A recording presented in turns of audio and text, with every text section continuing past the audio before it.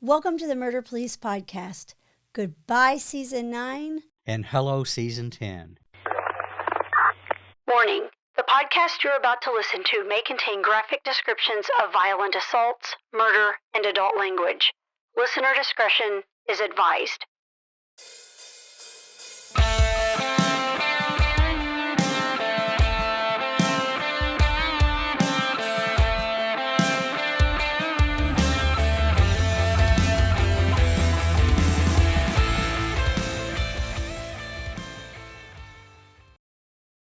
Welcome to the Murder Police Podcast.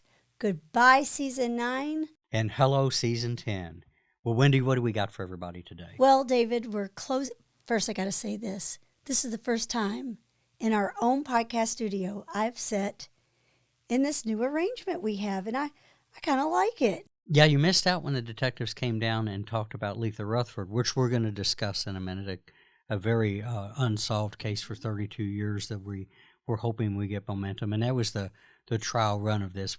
In case you've noticed, we're getting away from the little wooden table, which served us well, but it was a little harder to work around and things like that. And this is the feng shui is a little bit better in the studio. Yeah, I'm feeling kind of cozy. Yeah, it's nice. I dig it. I think it just looks a lot nicer for the YouTube element. So I guess we want to talk a little bit about how we've done before. When we're Season 9 is now a wrap, and that's right. It's hard to believe in the few years we've been doing this that we got 9 seasons. That's still kind of. We have 10 now. Well, yeah, 10. Yeah, we're on our way to that. So, but in 9, I wanted to go back and just kind of maybe talk about the ones we did and encourage our listeners and viewers that if you haven't seen those or any of the other episodes, go back and binge.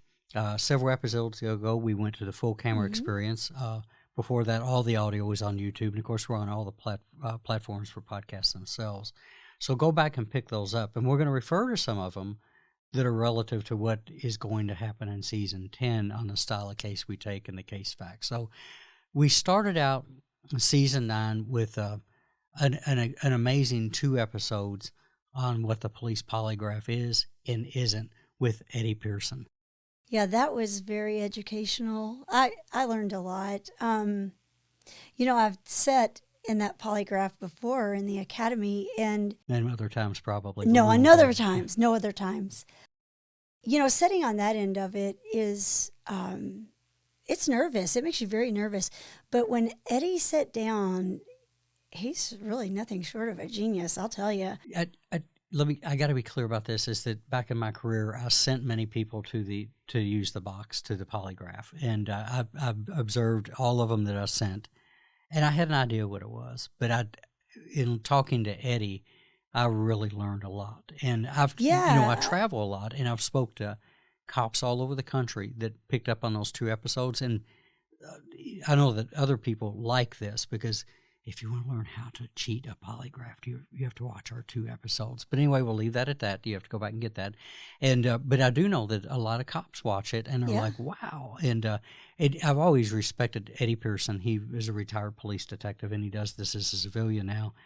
And my respect gained about 100 points that night just in his knowledge. Very, very and knowledgeable. He's coming back. He's going to get in, and he's going to talk about physical indicators of truthfulness and all the fancy names for that. So we're dying to have him back. Yeah. And I got to add this, too, that, when you work with somebody for years, you don't always know them.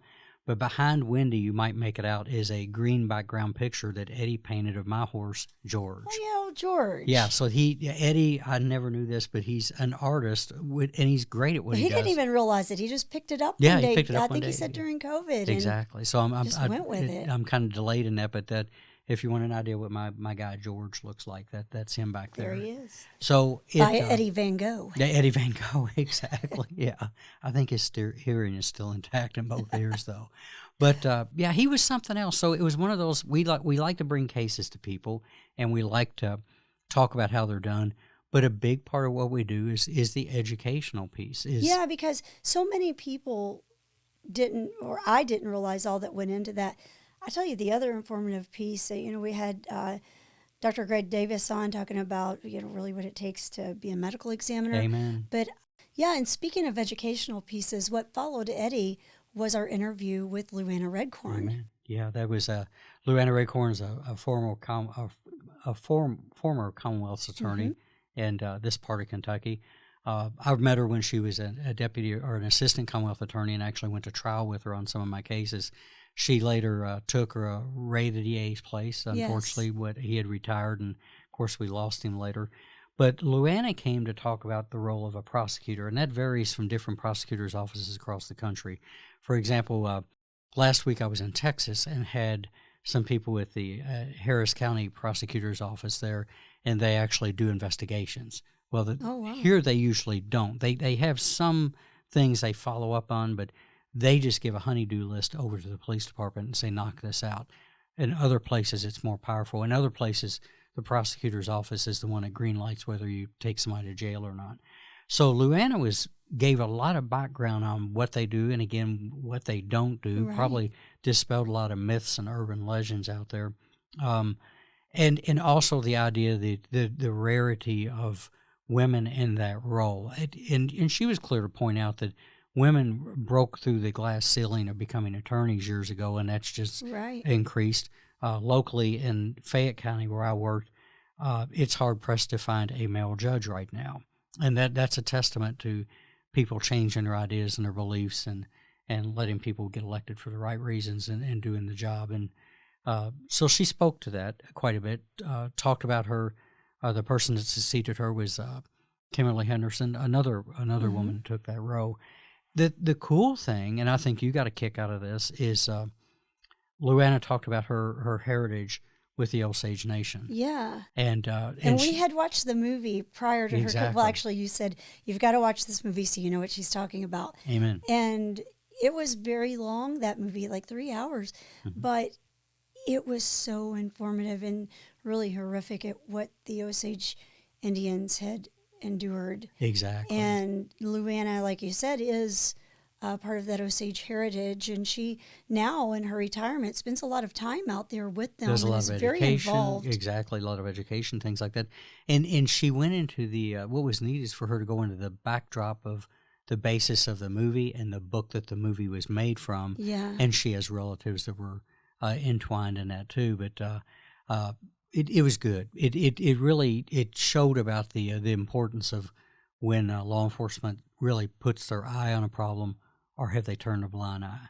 And that's one of the uglies in the history of American law enforcement, is that when I teach, I always say that we came from pretty crummy stock, and to see the industry continue to progress forward is nice. But that was a case where a lot of people had gone dead, and it was like just rode off and things like that until what was about to be the FBI came in, and she goes into a lot of detail on that too. So that was super informative. Again, not in just what the Commonwealth Attorney does, but that. And, there was one thing that she said when we were talking to her that's in that episode, one of those episodes that I never forgot.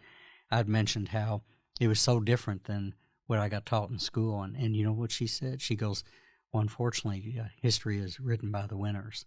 And that's a perspective thing we all need to remember, too, is that that was realistic. So on the podcast, on our website, you can find a thing called Murder Police U, and I usually try to hike those educational pieces into it, as in Murder Police University. Right. Eventually, stand by. We're going to grow that in quite a few ways too. That's going to become get your PhD. In that. Exactly. Yeah, get your learning on. Get cap and gown it and the whole thing, and learn about this murder police business.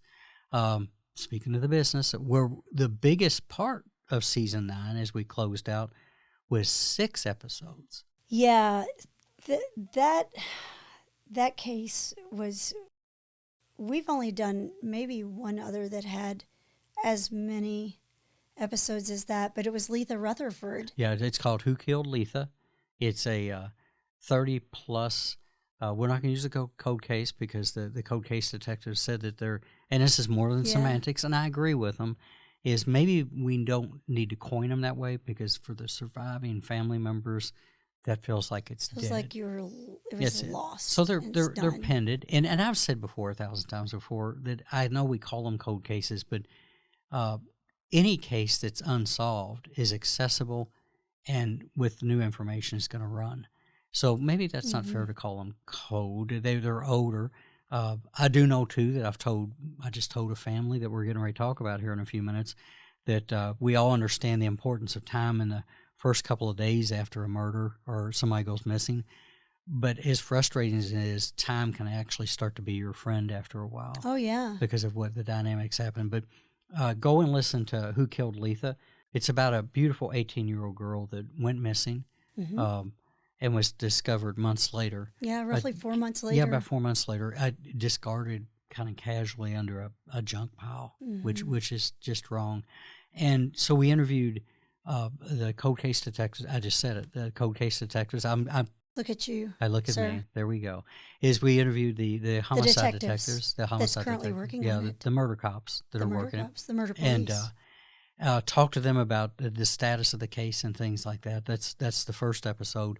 Then we spent a lot of time talking to family and friends about who Letha was. Yeah. And again, you get to know these victims, and that's one of the things we try to do is share that they're not a number and they're not a blurb and a blurry microfiche version of a newspaper headline, and that's about what Letha's reduced to after 30 plus years. But we get to know who those people are, and in that case, these people came forward. One thing that some of the listeners that commented on social media picked up on, and I'll explain this. We've talked about it before. That case, and like most cases, there's a lot of rumors and ideas on responsible parties and motives and things that might have happened in that case. They're there, and you when you hear us interview, you'll see them lightly alluded to. But we've talked about this before. Is on the Murder Police podcast, we're not going to get into rumor control, and we're not going to get into over theorizing. And the reasons we're not going to do that is that one, a lot of those rumors have names associated with them, and it's unfair to informally and publicly indict anybody for something because, like any investigator will tell you, we all can be wrong. And so we make no wine before our time. The second thing is that there's only one place that we want to see justice, and the families that we work with want to see justice, and that's in a court of law. It's not in a Facebook post. It's not in an Instagram or TikTok reel. It's not somebody blasting somebody they think was responsible or had something to do with it. That's not justice. Maybe virtue justice is what I'd call that, but it's ineffective. And the other thing is that it can ruin a case. Right. It can destroy a case. That said, the tree got shook. And in those 6 episodes that went out, information, again, that we're just not going to talk about, started to come forward. And I don't think it's enough on its face right now, but what I'm getting at is new things came to the surface. Yes. We got a sense that people who may have been afraid 30 years ago to say things are no longer afraid now. And all of that obviously gets turned over to the homicide detectives. So we'll say a little prayer that maybe we always say we want people to know these victims, and we want to maybe shake that tree and get something to happen. So I feel pretty good that some of the information as a result of just blasting the information we did got some people up off the ground a little bit. Yeah, and like always, we hope, most importantly, that justice is brought for Letha and for her family. That's it, in a court of law. In a court of law, yes. We live in a world, and this is going to be critical, but I'm passionate about this. I'm a big victim advocate. We live in a world where a lot of people think justice is yelling at in social media on your suspicions, which a lot of times leans into, and it becomes harassment of people who may or may not be involved. Tons of stories of where that goes wrong, which makes it look bad for the web sleuths out there that do good work. Right. Because there's a lot of people that do incredible work, but they're responsible and they're restrained. We're just not going to do that here. No. We're going to memorialize these victims. We're going to help shake the tree. I'm relying on a lot of many years of experience and advice of people who have done this for a living that we just don't need to go there. Well, I think also what I've found in that case with Letha and the one we're about to talk to is how important it is for those victims' family and friends to be heard and to be able to talk about that and relive the memory of their loved one, but also to help seek justice because these families are really, they're hurting. Yeah, there we go. If there's anything that should be put on blast, It's the family and friends saying, Mhm. this is who my loved one and my friend was. Yeah. This is what they meant to me. They meant the world to me, no matter what walk of life they were. That should be on blast all the time. Yes. And we collectively should be thinking about those people and encouraging people that might have information to come forward so that we get that knocked out. And you mentioned it. I That did. that's season 9. That 6 of those episodes were Letha, and we're hoping that that that justice does come and comes forward, because that's a beautiful family. Yeah, it I mean, really they were is. amazing to sit down. And speaking of another beautiful, have you noticed how when we do these unsolved and these missings, we actually gain a whole new set of friends? We do. So I'm going to go on and lead us right into 10. Yeah, do that.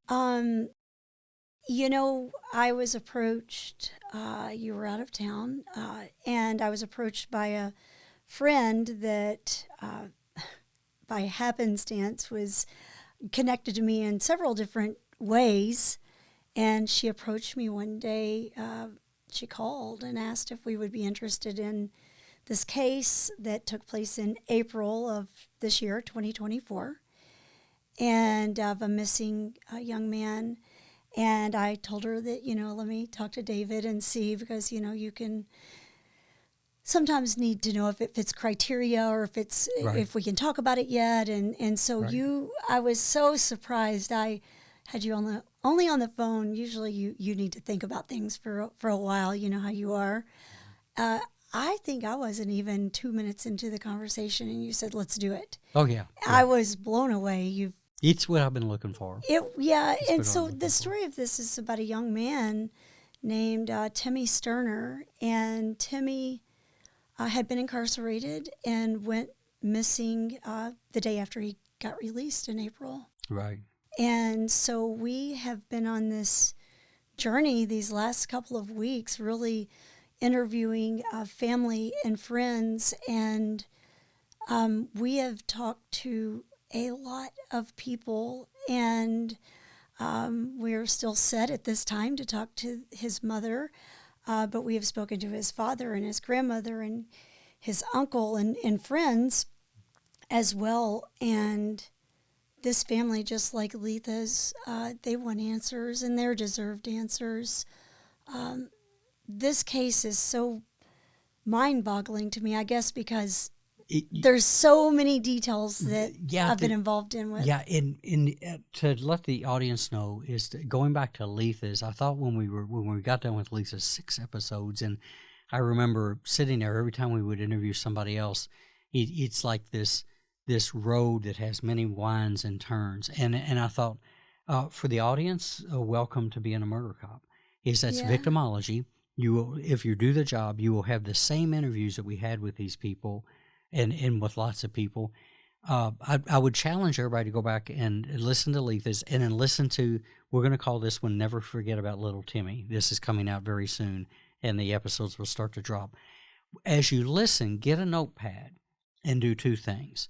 Try to keep track of his last moments, and then jot down ideas on what are the range of possibilities as to what could happen to Timmy. Just like Kevin K. Jackson, which is another one we did with a beautiful mother that it doesn't have answers. Just like with Michael Gorley, another beautiful family that doesn't have answers. And I'm just going to hint them off to this, that one of the things about this case is, just like those other 2 cases we covered, we have a solid last known location. Yes. Solid last seen with, which means people who were seen with, and it's more than one. We'll stop there, but go back, listen to K. Jackson, listen to Michael Gorley, and start listening to Never Forget Little Timmy, because that's where the frustration is. And you can draw some conclusions pretty quickly about where it would go. But I'd like people to go on the Murder Police podcast or the Murder Police Case Briefing on Facebook or Instagram or TikTok or wherever you find your social media and you're following us. And as you're listening, throw out your ideas. What do you think? What do you think the possibilities are? And because there's a range out there. There is. And, when you sit down with each of the different people, I think what's so frustrating about this particular case with little Timmy is everyone has the same ideal about what happened. Roughly, And we're yeah. talking to them separately, but it all leads back to the last known address. That's it. And it's, I mean, you know, like I said, we've sat down with some of his family, and these people, obviously, like anybody would be that has a missing child, even though he's an adult, that family, it was, the interview with his dad was heartbreaking, and that family just deserves answers. They and do. And those answers are out there. They're out there. They're and out you know, there. nothing would please me more than to know that we had, I mean, I know the detective has to ultimately work it, but nothing would please me more than to know that we helped get the family answers, because at this point they just want to know where little Timmy is. And we just need to shake that tree. Yeah, Shake that tree. That's really I'm excited about I am this too. one. And I don't know how many episodes there'll be yet when you're Oh producing gosh, these. we've probably already interviewed 6 or 7 Oh, people. exactly. We're not even near done. No, not near done. So it's going to be a mini series in itself. And again, what the audience is going to hear is who he is, but listen closely. And one, let's care about him, and let's care about that family. Let's be passionate about the idea that they deserve answers, and if justice is delivered as part of this, they deserve that too. But again, I would challenge people to listen to these unsolves and come up with what you would, if you were the investigator, what would your emotions be, and whatever. We ought to get better on social media about that. Yeah, I was going to say I would love to open that up for whether people message us on Facebook or however you set up for them to contact. I would love to hear, because I'm sure most people's minds work like mine. They're hearing the story and they instantly have questions. Sure. I would love to know, what are your questions? Because every time I'm watching one of my many favorite episodes of whatever true crime I'm watching, I sit there and I think, I hope they've asked this, or I wonder if they're going to ask that.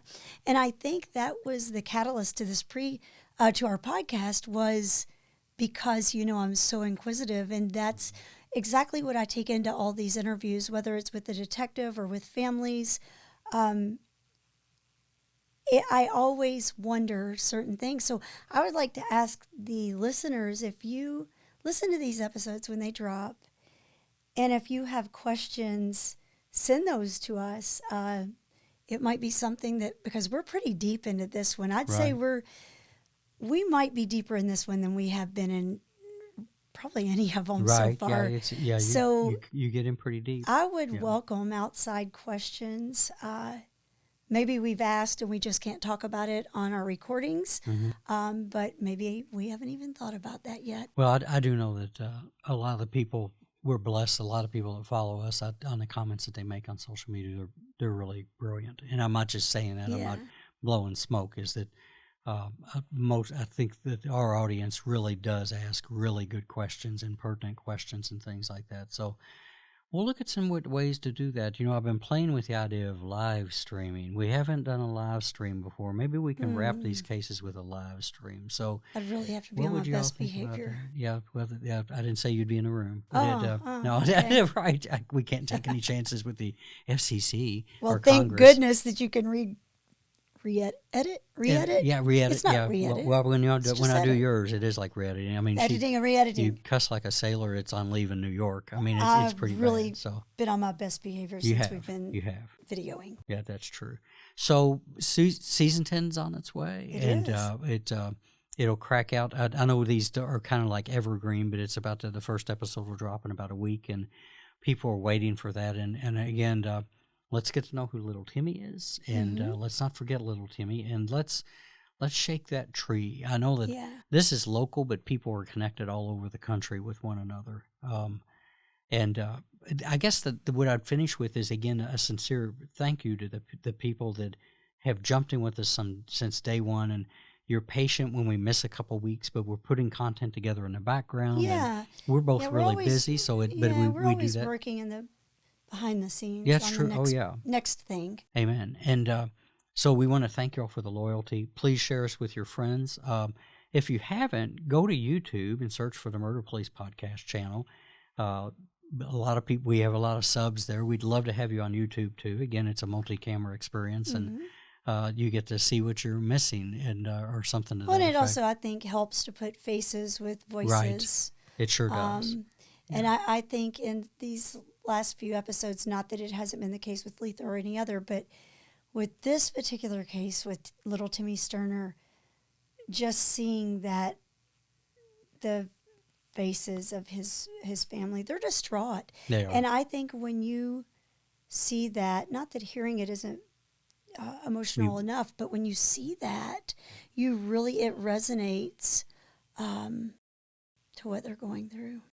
Don't forget too that you go to the website murderpolicepodcast.com and go down to the shop button. We have a merch store that and I'm not pumping it just for that, but go get some fall gear for this. We've got hoodies and things like that.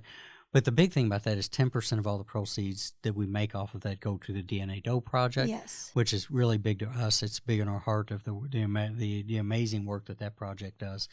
And I'll throw another shameless request too. Is so we want you to subscribe to YouTube And tell your friends. Tell your friends. Tell your friends about Well, us. and we would, if it's in your heart to go to Apple and give us 5 stars and a review, if you're down for that and everything. So yeah, that's a big one right there. 5 stars and a review. We I don't think I asked for that in the episodes, but we'll ask you for it now. I'll throw something in just to this time only, not available on TV or in stores. Here we go. Is it a buy one get one free? No, is if you do throw us 5 stars and a nice review and a glowing review, email us at murderpolicepod or murderpolicepod@gmail.com. Can you repeat that again, sir? Yeah, murderpolicepod@gmail.com, and say, I just left you 5 stars on Apple with a review, and you've got to do that because we can't tell you are through the user. And if you're in the lower 48 states, we'll turn around and ship you a swag box. That'll have a coffee mug. Do you need them to send you proof that they did no, that? I'm not. No, You're going on the honor society, aren't you? We're trusting people, and these are our people that listen to us. So that we will just trust them to do that. But if you're in the lower 48, because I'm not made out of money and I can't ship things to Australia, unfortunately, sorry, Australia or anywhere else. But we'll send you a coffee mug, a shot glass, some stickers, some magnets, some pins, things like that. We've got little swag boxes that are just ready to go. So with that, thank you. Yes, thank you so much. I'm so pleased that we've made it to season 10. I am too. I never thought your idea of when you were out riding on the mower would come to be what it is. Yes, but here we are. There we go. Some of my best in ideas. cozy chairs and not even at a table. Yeah, anymore. we're moving on up. We're moving on up. So thank you again, and be watching for the start of Never Forget About Little Timmy. The Murder Police podcast is hosted by Wendy and David Lyons and was created to honor the lives of crime victims, so their names are never forgotten. It is produced, recorded, and edited by David Lyons. The Murder Police podcast can be found on your favorite Apple or Android podcast platform, as well as at murderpolicepodcast.com, where you will find show notes, transcripts, information about our presenters, and a link to the official Murder Police Podcast merch store, where you can purchase a huge variety of Murder Police Podcast swag. We are also on Facebook, Instagram, and YouTube, which is closed caption for those that are hearing impaired. Just search for the Murder Police Podcast and you will find us. If you have enjoyed this podcast, please subscribe for more and give us 5 stars and a written review on Apple Podcasts or wherever you download your podcasts. Make sure you set your player to automatically download new episodes so you get the new ones as soon as they drop. And please tell your friends. Lock it down, Judy.